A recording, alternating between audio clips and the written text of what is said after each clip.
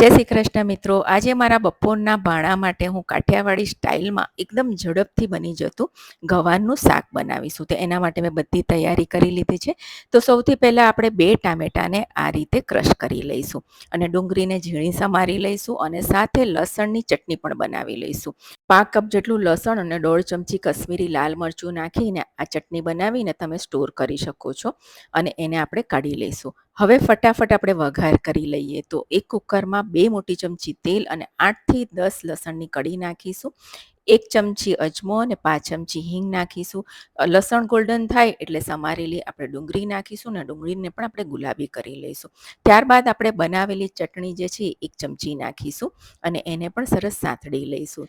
સતળાઈ જાય એટલે ક્રશ કરેલા ટામેટાં નાખીશું. હવે મસાલો કરી લઈએ. મસાલામાં હળદર, ધાણા જીરું, મરચું અને મીઠું નાખીશું અને એને મિક્સ કરી લઈશું અને ટામેટામાંથી તેલ છૂટે ને ત્યાં સુધી એને સાંતળી લેવાનું છે. જુઓ, સરસ ટામેટાં કૂક થઈ ગયા છે. હવે સમારેલી આપણે ગવાર નાખીશું અને એને સરસ મિક્સ કરી લઈશું. સાથે મેં અહીં 2 મરચાંને કટ કરી લીધા છે એ નાખીશું અને તેલમાં જ 2 થી 3 મિનિટ માટે આપણે ગવારને સરસ સાંતળી લેવાની છે અને ત્યારબાદ અડધી ગ્લાસ પાણી નાખી અને મિક્સ કરીને કુકરનું ઢાંકણું બંધ કરીને 2 સીટી મારીને આપણે એને રાંધી લેવાનું છે. જુઓ, કુકરની સીટી વાગી ગઈ છે. આપણું શાક થઈ ગયું છે. કુકરને ઠંડુ કરી લઈશું અને તમે જોઈ શકો છો એકદમ ઝટપટથી બની જતું ગવારનું શાક. લીલા ધાણા નાખીશું અને સાઈડમાં રાખી દઈશું. આજે હું ગુવારના શાક સાથે રોટલો બનાવવાની છું. જુવારનો લોટ લઈ લીધો છે મેં અહીં. એમાં મીઠું નાખીશું અને હુંફાળા પાણીથી આપણે લોટ બાંધવાનો છે. ઘણા બધાની ફરમાઈશ હતી કે જુવારનો રોટલો બતાવો, તો આજે ચલો હું તમને બધી કેવી રીતે રોટલો બનાવું છું એ બતાવું છું. હંમેશા જ્યારે જુવારનો લોટનો રોટલો બનાવો ને ત્યારે હુંફાળો લોટ અને લોટને આ રીતે તમારે 2 થી 3 મિનિટ માટે મસળવાનો છે. તમે જેટલું મસળશો ને એટલો લોટ તમારો ચીકણો થશે.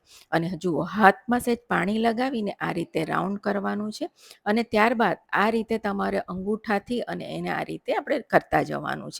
વચ્ચે બી તમારે એને થોડું પાતળું કરી દેવાનું છે અને ત્યારબાદ આટલું થઈ જાય ને ત્યારબાદ આપણી જે બંને હથેળી છે ને એનાથી આખા રોટલાની જે રાઉન્ડ કોર છે ને એને પાતળી કરવાનું છે. તો હથેળીથી પ્રેસ કરવાનું છે. આપણે આંગળા સેજ પણ નથી પ્રેસ કરવાના, હથેળીથી આખું પ્રેસ કરવાનું છે અને ત્યારબાદ જ્યારે હથેળીથી સરસ સાઈડ થઈ જાય ને પછી આંગળાનો ઉપયોગ કરીને આપણે વચ્ચેથી પણ એને સરસ પાતળો કરવાનો છે.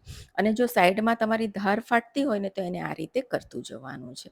જુઓ, તમે જોઈ શકો છો, મેં તમને ટ્રાય તો કરી છે બતાવવાની. અને જ્યારે તમે રોટલો બનાવો ને ત્યારે તમારી કલાળી જે છે એ પણ ગરમ કરી લેવાની હોય છે. અને જુઓ, પરફેક્ટ રોટલો થઈ ગયો છે. એને હવે આપણે શેકી લઈશું. તવી તમારી ગરમ હોવી જોઈએ. એને ઉપર નાખીશું, ઉપર પાણી નાખીશું અને સરસ અને સ્પ્રેડ કરી દઈશું. નીચેની સાઈડ સરસ શેકાઈ જાય થોડી, ત્યારબાદ એને પલટાવી લઈશું અને હવે બરાબર શેકાવીને એને ફરીથી પલટાવી લઈશું. અને તમે જોઈ શકો છો એકદમ સરસ રોટલો ફૂલી ગયો છે. જો તમારે વધારે ક્રિસ્પી જોઈએ, કડક જોઈએ, તેને અલટતા પલટતા આ રીતે શેકી લેવાનો. આપણી થાળી તૈયાર થઈ ગઈ છે. સૌથી પહેલાં આપણે ગવારનું શાક રાખીશું અને ત્યારબાદ આપણે જે રોટલો બનાવ્યો છે એ નાખીશું અને સાથે ઉપર ઘી પણ લગાવીશું. મેં અહીં કાકડીનું સલાડ કર્યું છે, કાપેલી કેરી છે અને ઠંડી ઠંડી છાશ છે. તો મિત્રો, કેવી લાગી તમને આજની રેસીપી? ચોક્કસથી મને જણાવજો અને મારી થાળી પણ કેવી લાગી એ પણ જણાવજો. આવજો.